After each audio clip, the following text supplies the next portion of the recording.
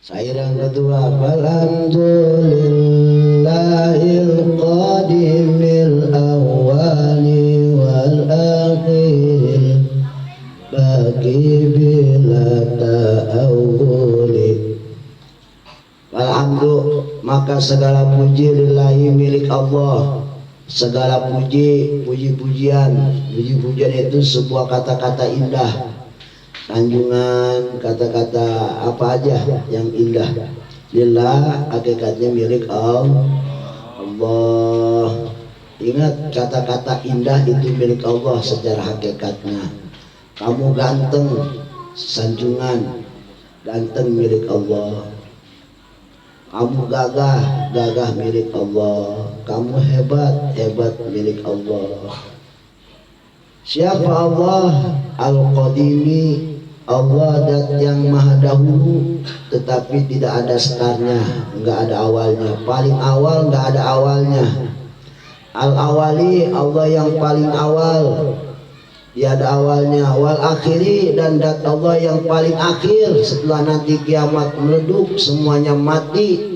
Makhluk Allah semua enggak ada satupun yang tersisa, tinggal Allah yang paling akhir. Tetapi Allah mah paling akhir, enggak ada akhirnya.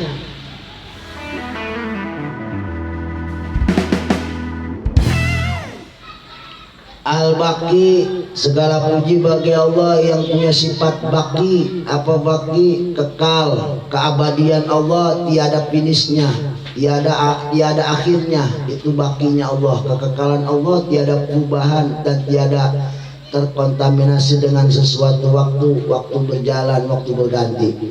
Allah dahulu dengan Allah sekarang, Allah juga. Dan ingat, Allah nggak perlu waktu, nggak perlu tanggal, nggak perlu tahun, nggak perlu hari. Semua itu makhluk ciptaan Allah. Bila tahawuli, baktinya Allah. Bila tahawul, tidak ada perubahan. Jadi Allah dulu nggak disebut sekarang Allah tua, dulu yang muda, sekarang Allah tua, nggak ada. Allah nggak butuh tua, Allah nggak butuh muda. Sebab muda dan tua adalah makhluk Allah. Allah yahtaju an kulli, Allah la yahtaju an kulli syai'. Allah nggak butuh akan sesuatu apapun. Itu makna dari secara gamblangnya syair yang kedua, alhamdulillahil qadimil awwali wal akhiril baqi bila tahawuli. Dibaca aja 5 kali hafal. Maka ditafsirkan oleh Syekh Nawawi Al-Bantani dalam kitabnya Fausani. Kata beliau, fausani ala Allah bilisani, aku memuji Allah dengan lisanku. Berarti kalau memuji dengan lisan pakai bahasanya alhamdulillah, itu namanya pujian ala lisan. Biasanya ada dorongan, kenapa memuji Allah? Ala hadir nikmah, karena atas nikmat ini. Nikmat mana? Ini kitab ini tercipta, kitab ini terkarang. Ini nikmat, sebuah nikmat luar biasa. Dengan terciptanya ini kitab, maka dipujilah Allah dengan lisanku, alhamdulillah. Tetapi memujinya Allah atas nikmat yang diberikan, ma'atadimi, dibarengi dengan rasa takdim kepada Allah. Iyahu wa ukuru, dan tetap bagaimanapun seorang makhluk itu, terutama beliau di sini mengatakan memuji kepada Allah alhamdulillah dengan ucapan alhamdulillah, dengan sebuah zikiran ucapan alhamdulillah. Wa ukirhu wa ataqidu anna kulla shay'in sabitun lahu. Nah, ini yang bikin kita down. Apa maksudnya? Kata musannif, dan saya tetapkan, kata musannif, dan saya yakinkan seyakin-yakinnya anakula sain sabitullah, setiap semua pujian adalah milik Allah. Ya, semua ciptaan Allah. Nih, kita dikasih nikmat, apa yang kita ucapkan? Sepaling enggak minimal alhamdulillah. Itu mengucap alhamdulillah nikmat juga. Kita dikasih nikmat syukur, minimal alhamdulillah. Itu bisa mengucap mulut ngomong alhamdulillah, itu nikmat juga. Bingung kita syukurnya sampai kemana, nggak ada habisnya.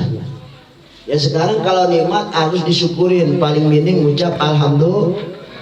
Terus mulut kita bisa mengucap alhamdulillah itu bukan nikmat. Syukurin lagi. Berarti kita nggak ada habisnya. Lain syakartum la ajidanakum. Aduh, kita calon neraka semua kalau begitu. Maka kata Imam Ghazali dalam kitabnya, mudah-mudahan dengan ucapan paling minim dikala kita mendapatkan nikmat Allah, mengucapkan zikir alhamdulillah itu bisa menimbangi nikmat yang Allah berikan. Kalau ditimbang. Sebab kita mustahil jadi orang syukur. Kita nggak bakal bisa jadi orang syakur, orang yang banyak syukurnya. Karena jelas-jelas tadi, dikala kita mendapat sehat, yang kita ucapkan alhamdulillah. Bisa mengucapkan alhamdulillah itu nikmat juga.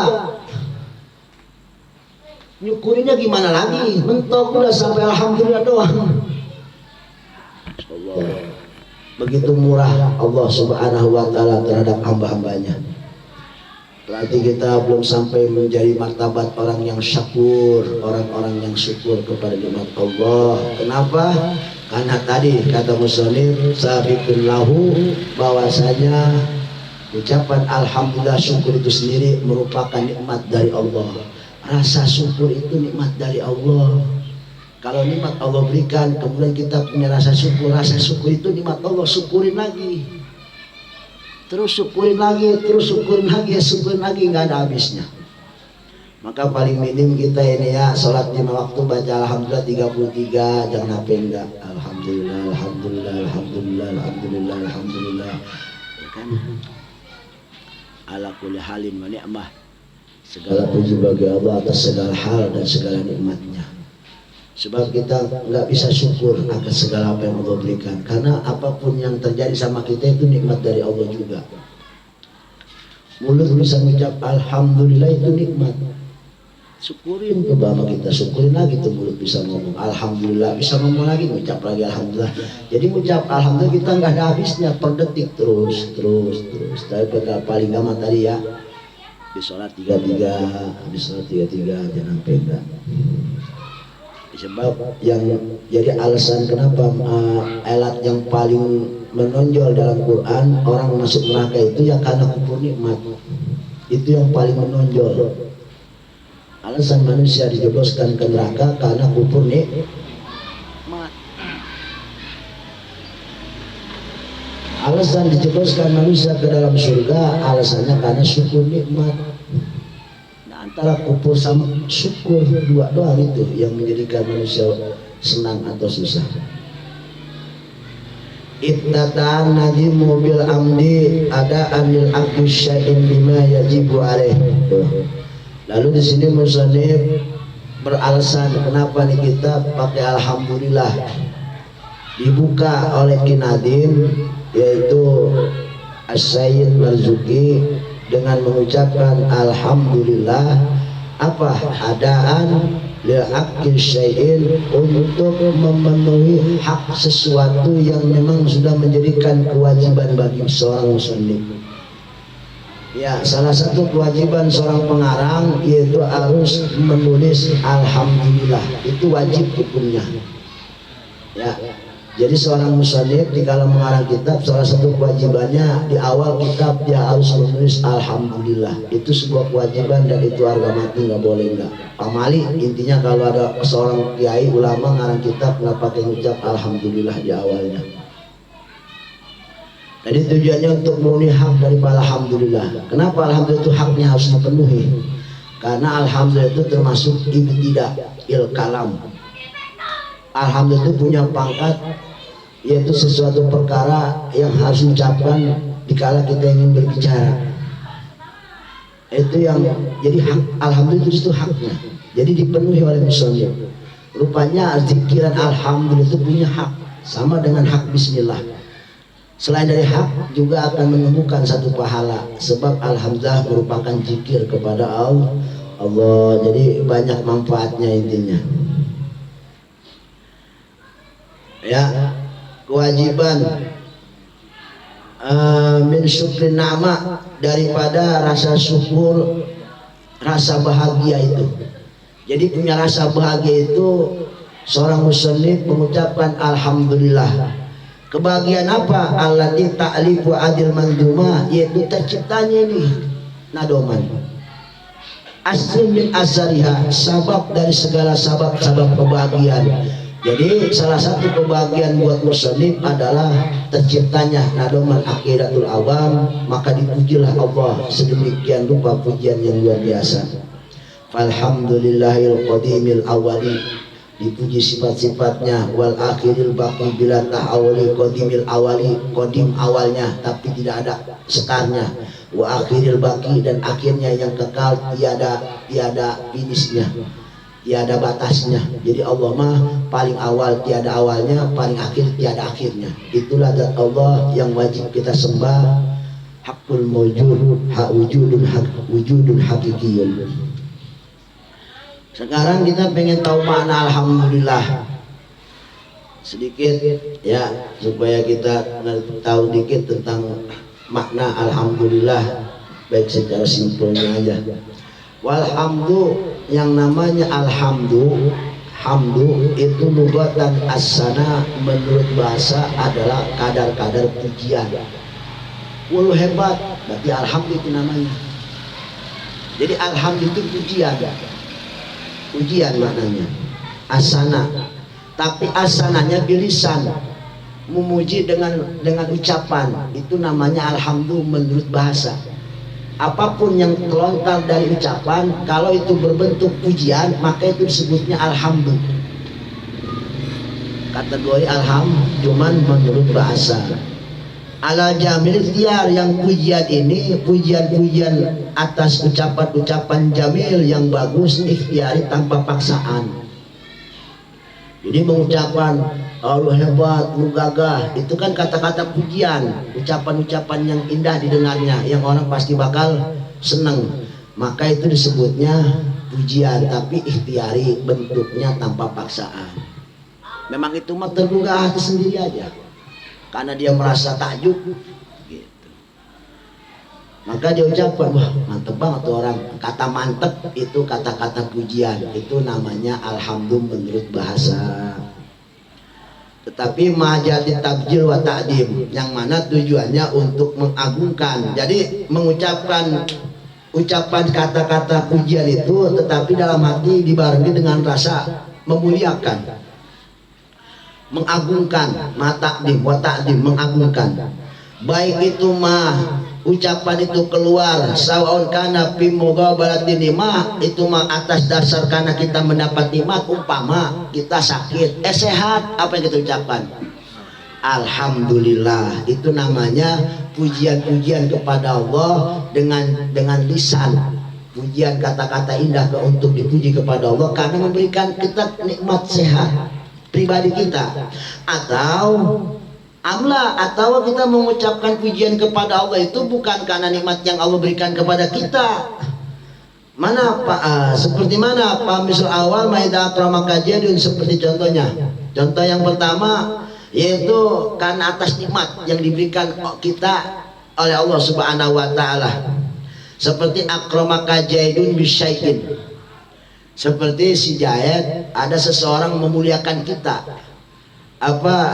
Memuliakan kita, mengagungkan kita sebab sesuatu. Umpama orang roktok kalau main ke belakang, orang belakang tuh hormatnya luar biasa, segen, kita disegenin orang roktok. Tanpa segennya masalah apa, yang jelas segennya hal yang baik itu disegenin, sehingga orang belakang itu suka segen kalau ada orang roktok main ke belakang. Apa yang diucapkan oleh kita? Pasti kita akan nyanjung juga kan sama orang belakang, karena dia segen sama kita. Atas kata segen itu kita mengucapkan, luar biasa orang belakang sama kita segen semua. Berarti kan kita memuji orang belakang kan, dengan sifat-sifat baiknya yang dilontarkan kepada kita. Berarti itu nikmat terjadi sama kita pribadi.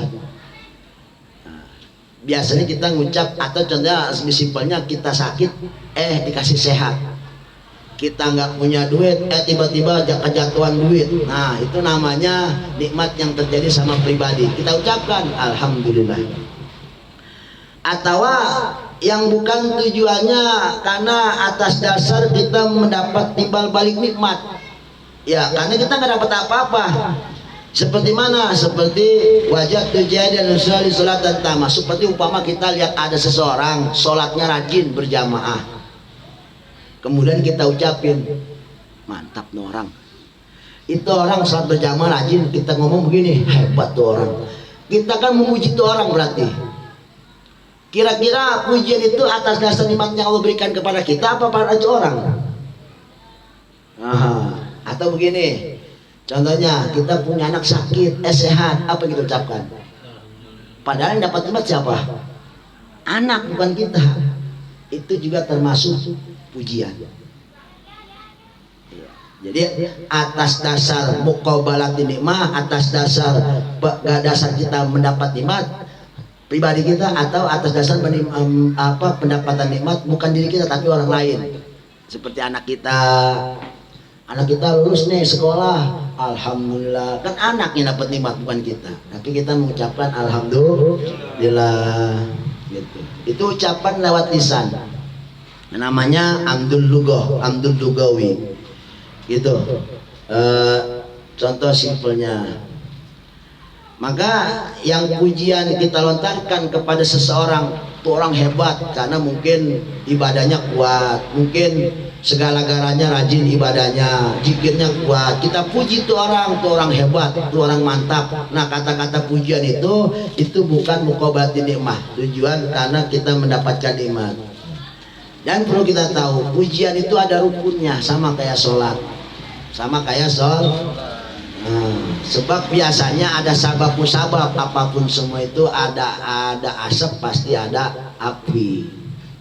Nah, pujian itu bisa terlontar di mulut kita, keluar dari mulut kita, baik secara lugawi. Kalau di sini contohnya itu rupanya punya rukunnya 5. Jadi pujian itu ada rukunnya 5. Pertama hamid itu berarti orang yang memuji kita. Yang kedua mahmud orang yang dipuji, Allah. Hamid, Allah mahmud disebutnya. Kemudian ini yang udah maklum dan ini yang biasa kita tahu. Kita yang memuji, Allah yang dipuji. Yang memuji namanya Hamid, yang dipuji namanya Mahmud. Ada Mahmud B. Yang ketiga rukunnya Mahmud B. Apa sababnya? Gak mungkin mengucapkan alhamdulillah tanpa sabab. Itu sababnya. Seperti mana? Seperti dikasih ilmu, kita dikasih sehat, dikasih baik, dikasih sifat baik, dikasih sifat kejujuran, sifat jauh dari kemunafikan. Itu berarti kan hal-hal yang menjadikan sabab kita memuji Allah. Dikasih sehat, alhamdulillah, timbul pujian kepada Allah. Dan yang terakhir Mahmud alaih itu praktek pujiannya entah melalui lisan, biasanya mengucap alhamdulillah, atau melalui perbuatan. Umpama kita dikasih sehat, kita sedekah. Itu berarti sedekah karena kita dikasih kesehatan, berarti sedekah itu bersyukur namanya, memuji Allah. Sama aja dengan zikir berarti alhamdulillah. Ya, itu namanya mahmud alaih, yaitu ikram, tumbuh ingin memuliakan sabab adanya nikmat yang diberikan. Siapa? Oleh mahmud, yaitu Allah. Kita disebutnya hamid, orang yang memuji. Maka wa kharaja bi zakana al-sabl istija, maka dikecualikan dari memuji kalau kata-kata itu walaupun indah tapi tujuannya bukan takjil atau takdim, tujuannya untuk memuliakan atau mengagungkan, tapi tujuan istihja, untuk menghinakan atau mengejek. Memuji tapi mengejek, memuji tapi menghina. Ngerti nggak? Kalau kata kita mah ngatain halus gitu, ngomongnya mah halus tapi tujuannya mah ngatain gitu. Ada orang hitam banget, hitam dipanggil si kapuk, begitu kan namanya. Orang hitam dipanggil si kapuk, kan kapuk mah putih, dia hitam, cuman biar rada-rada nggak kan. Berarti itu namanya bukan pujian, bukan pujian, itu mah hinaan, ejekan. Maka itu nggak termasuk pujian. Jadi pujian itu mulut yang bicara, hati memang benar-benar memuliakan dengan sifat memuliakan atau mengagungkan terlontarlah kata-kata indah. Kalau kata-kata itu terlontar tapi di hati bukan tujuan mengagungkan atau memuliakan, intinya tujuan menghinakan atau sukhriyah, artinya ejekan, maka bukan termasuk hamdu. Maka ada kata-kata walidalik, oleh kata musannif kul nama ja'at tabjil wa ta'dim, maka ada istilah ta'dil wa ta'dim. Tanpa ini maka itu bukanlah pujian. Maka kita kalau kata gitu harus mikir dua kali. Ada orang pelit tapi dipanggilnya si laut. Laut itu kan kalau diibarat oleh orang Islam kan disebut makhluk yang paling baik. Garam. Berapa manusia di alam dunia yang makan garam? Dari mana itu yang ngasih? Dari laut. Laut itu berarti al-jud, makhluk yang paling baik. Ada orang pelit dipanggil si laut. Kan jauh-jauh simpatannya, berarti itu mah tujuannya menghina atau ngejek begitu.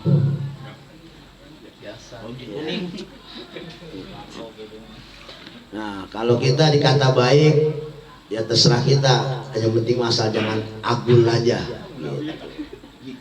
Dipanggil ajengan agul, jangan. Ya.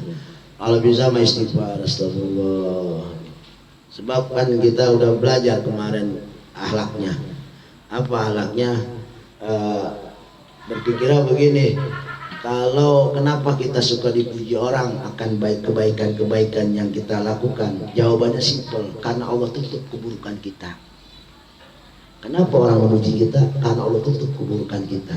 Sebab kalau dibanding-banding keburukan sama kebaikan kita yang dipuji-puji, itu mah jauh kemana-mana. Kebaikan kita sekarung, keburukan kita segede dunia. Allah tutup yang segede dunia, Allah ablak yang segede karung. Orang memuji kita. Makanya kalau dipuji pulang rumah nangis langsung sama Allah.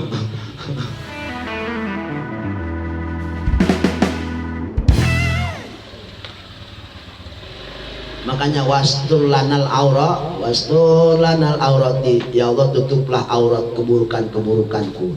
Karena kita dipandang baik, karena Allah tutup keburukan kita. Jangan salah, kebaikan walaupun segede-gedenya kebaikan, ada keburukan cuma setetes racun madu yang ada segentong, kagak ada yang mau minum. Yang kelihatan keburukan yang setetes, itu bahayanya keburukan. Maka wastulan al-aurati, sering-sering berdoa sama Allah untuk ditutupkan keburukan kita. Ya, keburukan satu, kebaikan ada 1.000.000, lenyap yang 1.000.000. Apalagi yang mandang musuh. Wah, bahaya yang mandang musuh, maka kadang-kadang yang kagak ada keburukan dibuat-buat keburukan. Itu, ya. Maka wastulanul aurat itu doa yang penting buat kita. Wastulanul aurati, ya Allah tutupilah keburukanku ya Allah di mata manusia. Apalagi nanti di hari di mana Allah akan buka semua aib manusia di hadapan manusia, yaitu di yaumil qiyamah. Allah setel semua CCTV-nya. Keburukan kita CCTV setel semua. Sekarang bagaimana kita kagak mau niut, malunya naudzubillah. Nah kita sekarang aib yang tahu cuma 1 orang aja, kita maklunya naudzubillah. Ini sedunia manusia dari zaman Nabi Adam menonton aib kita. Oh, ibarat kalau kita mau pakai helm kali muka. Iya. Itu tujuannya di situ. Allah akan buka, maka doa-doa itu penting, wastulan aurat itu. Ya, tutup aibku ya Allah di hadapan manusia, dikala kau buka nanti kau pertontonkan nanti semua keburukan hamba-hambamu di alam dunia. Nanti waktu yaumil qiyamah, ya wastulanal aurati itu kan biasa doa habis ngaji juga begitu doanya. Gimana doanya tuh kalau santri suka baca? Doa santri suka baca itu.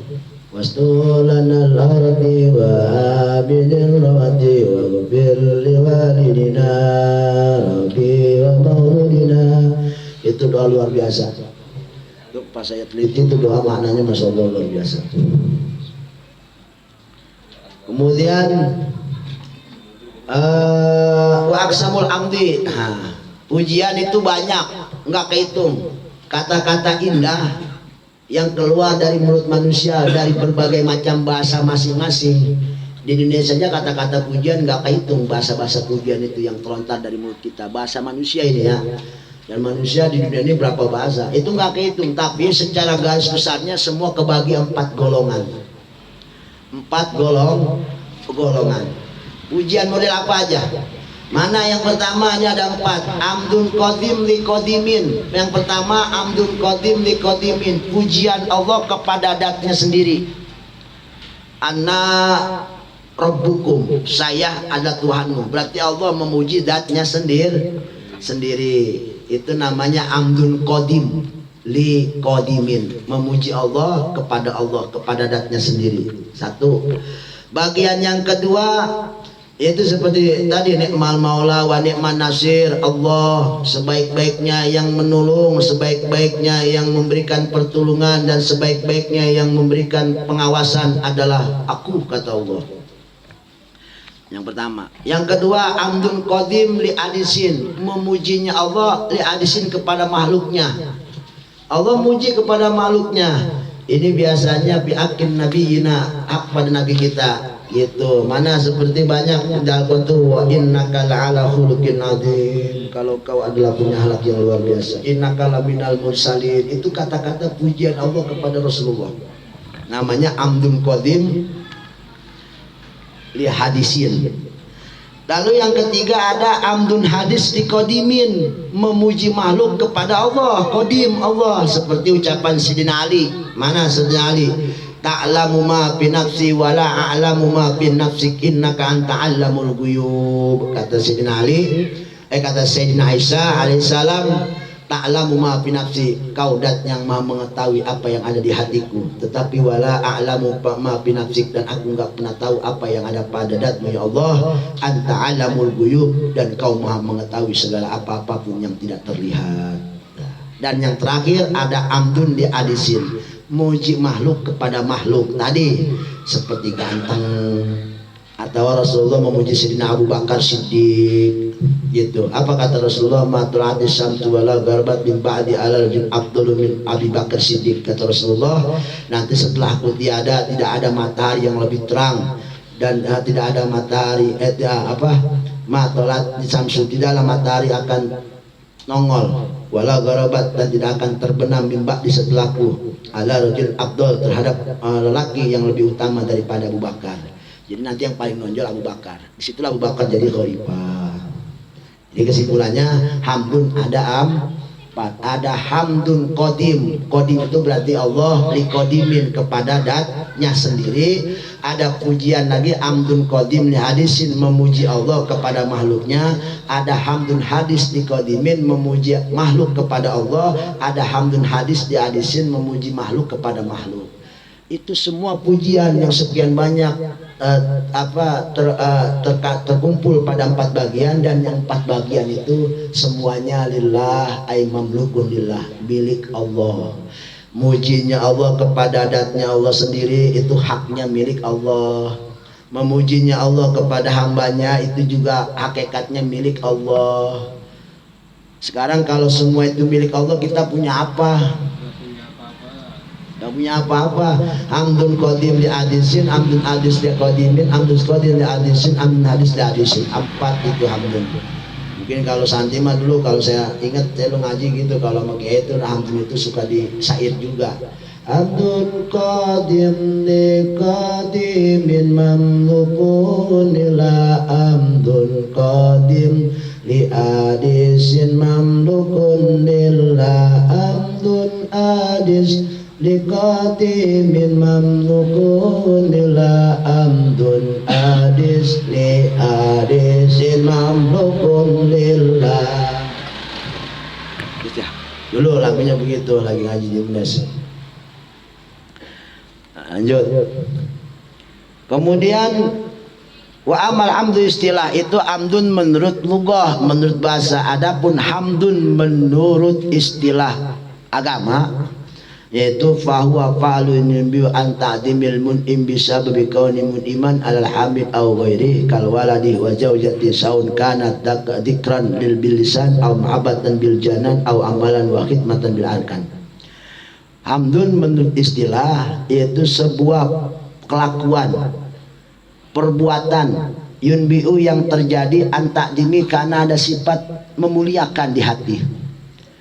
memuliakan al-mun'im kepada dat yang memberikan nikmat, bisa babi kaunihi muniman, itu mah dengan sebab dat Allah yang memberikan nikmat. Allah berikan nikmat kepada kita alal hamid atau diberikan nikmat kepada selain kita, seperti anak kita, istri kita, saudara kita, teman kita, sahabat kita. Punya teman bisnis tembus, kita ucap alhamdulillah, gitu. Iya, harus begitu. Itu namanya amdun istilah. Nikmat Allah berikan kepada kita, kita ngucap alhamdulillah. Atau Allah berikan nikmat kepada orang di samping kita, kita ngucap alhamdulillah. Kita mah alhamdulillah kalau kecepretan, kalau enggak ya diem aja. Teman bisnis tembus, alhamdulillah, kencang di depannya, biar kecepretan doang dengar, kan begitu. Enggak masalah, itu amdun istilah namanya. Ya. Itu mah sawaun zikran bilisan, baik itu mah sebuah prakteknya itu dengan lisan mengucapkan, oh teman tetangga tembus, kita ucap alhamdulillah, berarti mengucapkan alhamdulillah teman punya nikmat, dikasih nikmat, namanya pujian menurut agama. Kalau tadi kan menurut bahasa saja. Atau ngomong mah enggak, di mulut mah kagak, tapi di hati ada rasa cinta, ada rasa senang kepada Allah, tumbuh rasa mahabbah lagi kepada Allah, kuat mahabbahnya karena teman dikasih sehat, teman sakit sehat, kita tumbuh mahabbah. Artinya di hati ada rasa cinta menggebu kepada Allah karena Allah telah memberikan nikmat kepada kita atau kepada orang yang kita sayangi, atau keluarga kita atau anak-anak kita, atau prakteknya mengagungkan kepada sang pemberi nikmat dengan sebab nikmat yang diberikan kepada kita atau kepada orang lain dengan cara amalan bil khidmah wal khidmah bi arkan, dengan cara praktek. Contoh, kita dikasih nikmat sehat, sedekah 1 sak semen ke masjid, itu berarti dengan kelakuan. Nah, berarti itu sama aja syukuran, alhamdulillah, berarti pujian kepada Allah dengan cara memberikan 1 sak kepada masjid, sedekah sama orang. Atau kita dikasih rizki durian jatuh gabruk, tetangga kita persenin semua, berarti persen itu walaupun di mulutnya mengucap alhamdulillah, tapi kelakuannya itu yang menjadikan dia kategori orang yang bersyukur, mengucapkan seakan-akan sama aja mengucapkan alhamdulillah. Begitu. Jadi itu menurut istilah. Kalau tadi menurut bahasa mah hanya dengan lisan. Kalau menurut istilah baik lisan, hati ataupun dengan kelakuan caranya. Bukan melampiaskan, bahasanya ahsinilah musin, kayak balas jasa kepada Allah itu dengan cara ucapan alhamdulillah atau dengan cara di hati, cukup di hati dengan cara mahabbah kepada Allah meningkat, atau dengan kelakuan kita praktekin rasa syukur itu sendiri dengan beramal, dengan berbuat baik, begitu. Itu namanya alhamdulillah. Lalu apa bedanya dengan syukur? Kan kita kadang-kadang syukur ya alhamdulillah, alhamdulillah ya syukur, tentunya berbeda ya. Kalau yang namanya syukur wasyukru, adapun syukur itu kan terima kasih, berarti ya rasa terima kasih. Nah, kalau alhamdulillah itu satu jikiran yang menyebabkan kita bicara alhamdulillah, itu sebab ada nikmat, alhamdulillah gitu. Nah kalau syukur ya itu syukur beda lagi. Kalau syukur itu rasa terima kasih, sebuah rasa terima kasih. Ini syukur kalau menurut bahasa yaitu alhamdulillah menurut istilah. Ya tadi berarti kalau menurut istilah alhamdulillah tadi kan itu dengan suatu praktek yang kita lakukan, sesuatu yang kita lakukan yang timbul daripada sifat mengagungkan yang dat yang memberikan nikmat, baik dengan ucapan atau dengan hati atau dengan kelakuan. Berarti itu syukur menurut bahasa, sama dengan alhamdulillah menurut istilah. Jadi ada persamaan di situ, cuman bedanya syukur lugawi, alhamdulillah istilahi, begitu. Nah, lalu kalau menurut istilah apa syukur itu? Syukur itu menurut istilah syukur abdi jami'a man an'amallahu bih. Ini kalau kita artiin ini berarti lain syakartum itu jauh berarti. Iya benar-benar jauh berarti. La in syakartum la azidanakum wa la in kafartum inna adzabi lasyadid. Kalau kita atin syukur menurut bahasa kan ini, menurut istilah sorful abdi, mentasarufkannya seorang hamba, mengolah hidupnya seorang hamba. Mengolah apa? Mengolah ma'an amallah, apa yang diberikan nikmat oleh Allah. Kita dikasih nikmat sehat, diolahnya dengan hal-hal yang tentu udah jadi kepastian kesehatan itu harus dipakai apa. Contoh pendengaran, berarti pendengaran untuk mendengarkan hal-hal yang berbau-bau ibadah, ucapan yang berbau-bau ibadah, sehat harus yang berbau-bau ibadah, semuanya harus berbau-bau ibadah. Artinya menasarufkan seorang hamba nikmat yang diberikan, umpama nikmat sehat, berarti di jalan sehat itu harus dipakai apa? Berarti kalau kita melihat definisi ini, Masya Allah, kita kebanyak kupurnya daripada syukurnya. Kita dikasih nikmat 24 jam. Tadi nggak sakit kan? Bengek enggak? Meriang enggak? Enggak kan? Enggak. Berarti 24 jam full kita sehat. Tinggal hitung. Sehat itu 24 jam dipakai apa? Kebanyakannya. Kalau kita jangan ngomong dipakai fullnya, dipakai kebanyakannya aja. Oh, berarti kalau begitu kita masih banyak kupurnya sama Allah. Wala in kafartum inna adzabi lasyadid. Kayaknya kita udah pesimis aja sama surga. Kalau ngitung-ngitung kemari Maya. Tuh minasami, baik dari pendengaran. Pendengaran ini berarti nikmat Allah berikan. Berarti harus diolah ini, ditasarufkan, dialihkan kepada hal-hal yang baik, ridhonya Allah. Oh, berarti kalau dengar gosip haram berarti kita kupur. Kupur pendengaran namanya. Kupur nikmat pendengaran. Atau lisan, atau mata, atau hati, atau pikiran, semuanya ila ma khalaqa li ajlih, yaitu ditasarufkan kepada hal-hal yang memang Allah ciptakan untuknya. Kalau kuping berarti untuk mendengarkan ya ayat-ayat Quran lah. Mulut digunakan untuk baca-baca zikir lah, bahasanya begitu. Artinya ucapan-ucapan yang manfaat di dunia wal akhirah. Gitu. Berarti kalau kita nggak tasarufkan ke hal-hal yang memang seharusnya dipakai, berarti kita kupur nih. Wala in kafartum inna adzabi lasyadid. Wa yumkinu tasruhum mimman amala janajatu mutafakkiran fi masnatillah nadiran lima baina yadayhi kai la yazil mait masyian birijlihi.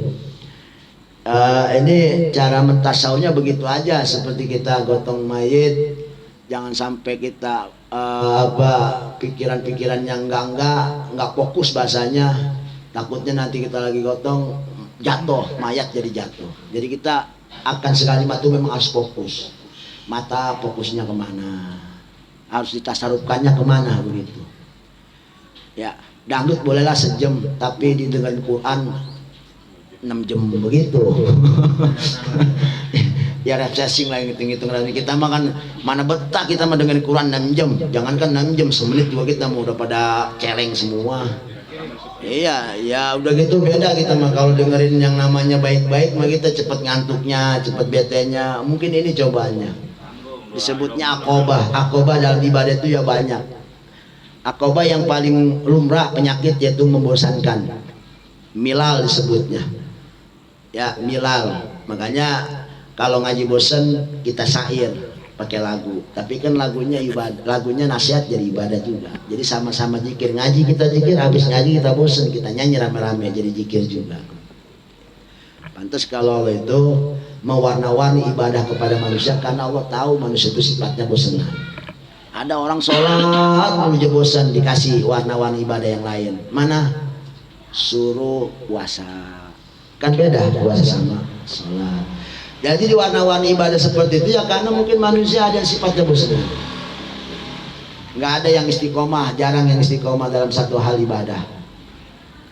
Nah, biar sono ibadah sini jadi ibadah, maka diperbanyaklah macam-macam ibadah oleh Allah Subhanahu wa taala supaya manusia memang pada hakikatnya untuk ibadah kepada Allah Subhanahu wa taala.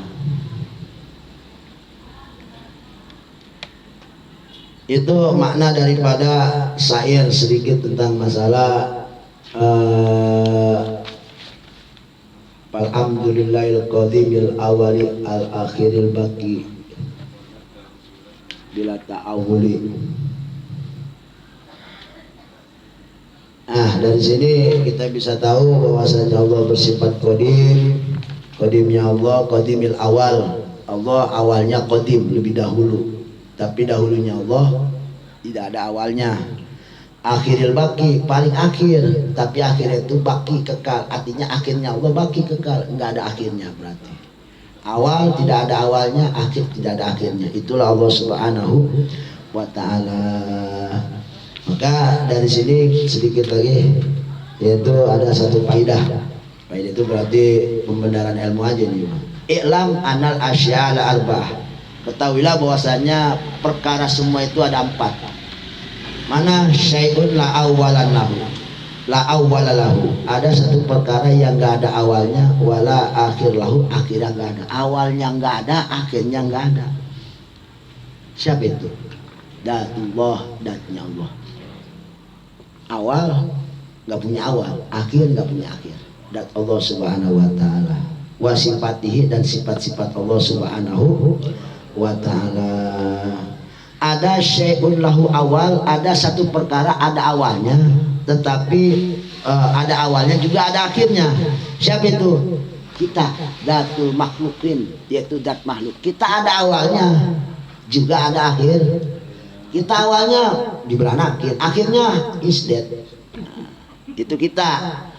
Ada yang ketiga, syai'un laisa lahu awal, ada satu perkara awalnya nggak punya awal, tapi punya akhir. Iya, indama adamuna al-azali, itu adamnya kita, ketiadaan kita waktu azalinya. Waktu azalinya kita tuh laisa lahu awal, enggak ada awalnya. Tapi dia ada akhirnya. Akhirnya mana? Ya udah pas kita diwujudkan ke alam dunia. Kayak gitu. Kemudian ada syai'un lahu awal, ada satu perkara ada awalnya tetapi laisa lahu akhir, tidak ada akhirnya. Siapa itu? Ada awalnya tapi tiada akhirnya. Surga, neraka. Surga ada awalnya enggak? Ada, pertama tercipta. Akhirnya enggak ada, karena memang prioritas buat abadi. Surga disebutnya juga alam akhirat. Jadi alam akhirat itu, surga neraka itu satu perkara ada awalnya tiada akhirnya. Ada akhir tapi tiada awalnya, azalinya kita. Ada tiada awal tiada akhir, yaitu Allah Subhanahu wa taala. Ada awal ada akhir, ya kita makhluk. Ada awal ada akhir. Awal pertama lahir, akhir pertama mati. Akhir kematian itu akhirnya. Nah, itu kesimpulannya. Jadi semua masalah itu ada 4 perkara. Jadi dari ini kita ambil kesimpulan, udah ada awar-hawar berarti ya dari bait ini juga. Oh berarti nanti kita akan diperkenalkan sifat-sifat Allah. Sebab ada bahasa qadimil awali, disebutnya kalau bahasa kita mah sindir sampir. Emang begitu, kalau orang ceramah itu harus begitu. Dikala dia ingin membahas sholat, maka dalam muqaddimah alhamdulillah itu harus ada nyerempet-nyerempet sama sholat. Kalau mau ceramah masalah nikah, maka dia harus ada nyerempet-nyerempet masalah nikah. Jadi biar orang muslim itu nggak kaget yang bakal diomongin, karena udah ada kisi-kisinya dalam muqaddimah. Seperti umpama pengen ceramah nikah, alhamdulillahilladzi ahallan nikah wa haramas sifah. Oh berarti nikah gitu. Jadi orang nggak kaget lagi, udah nebak pasti masalah nikah. Itu memang diharuskan, dan itu sopan santunnya orang berdakwah, sopan santunnya orang yang berorasi, harus seperti itu. Jangan ini mah muqaddimahnya kemana tahu, ngomongnya kemana tahu ini mah. Ya, ini namanya ngagetin. Iya. Ya di mana-mana juga kan enak mah nggak ngagetin ya kan. Orang mau datang ke rumah, bang saya mau datang ke rumahnya, kan orang bingung ngapain lo datang ke rumah, mau ngelamar gitu kan. Berarti udah ketahuan berarti mau ngelamar, nggak kaget kan dia datang rombongan semobil juga gitu. Ya ujuk-ujuk datang semobil, 2 mobil, 3 mobil ke rumah, digeroyokin dia kaget, nggak ada awar-hawarnya, nggak ada kisi-kisinya gitu. Tuan rumah kebingungan, nasi belum mateng, waduh kampungan jadinya. Kan enaknya kalau ada kisi-kisinya, jadi tuan rumah enak, tamu juga enak, dua-duanya nyaman. Itu tujuannya seperti itu. Berarti nyaman di musonif, nyaman kita yang pada ngaji. Wallahu a'lam bishawab. Walhamdulillahirabbil alamin.